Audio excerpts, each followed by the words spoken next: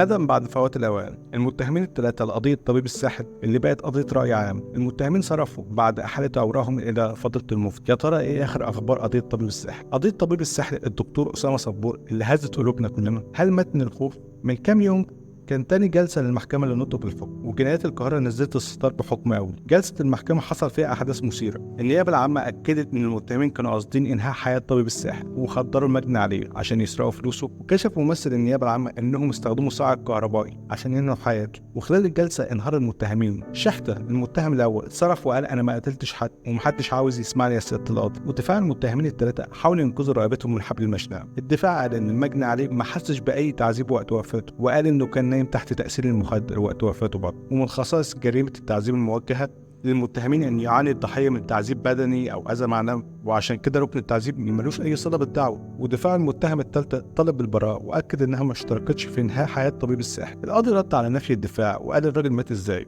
الدفاع حاول تبرير موقف المتهمين وقال مات من الخوف، وقال ان جسمه كان موجود فيها كميه من ماده افرزتها الغده بسبب اصابته بخوف شديد وبتعمل تاثير على المستقبلات العصبيه بالمخ، ودي بتوقف القلب، وعشان كده الوفاه تمت بصوره طبيعيه، وده المنطق. بس القاضي اصدر قراره باحاله اوراق المتهمين الثلاثه الى فضيله المفتي. وبعد الحكم انهار المتهمين الثلاثه. اولهم الممرض قعد يصرخ ويبكي ويقول حسبي الله ونعم الوكيل، والله العظيم ما حصل.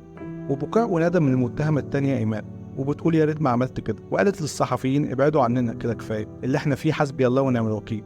والمتهم الثالث اللي خان صاحبه قعد مصدوم صامت ما بيتكلمش بين الصراخ والندم وصوت زغاريد وهتافات يحيى العدل يحيى العدل من اهل المجني عليه اسامه صبور. اختلفت ساحه المحكمه بين الشعور بالندم والفرح. اسامه صبور المجني عليه شاب بيشتغل طبيب، راح ضحيه صاحبه واعوانه، طمع في الفلوس اللي كانت هدفه، فاستعان بعشيرته الممرض اللي كان شغال عنده عشان يتخلصوا من الضحيه، ودفنوا المجني عليه في عيادته الخاصه بعد ما كشفت التحريات تفاصيل الواقع ومسكت خيوط القضيه. وام اسامه صبور انهارت وقالت لصاحبه حسبي الله ونعم الوكيل فيك، ربنا ينتقم منك في اعز حاجه عندك، فوضت امر الله والله بصير بالعباد.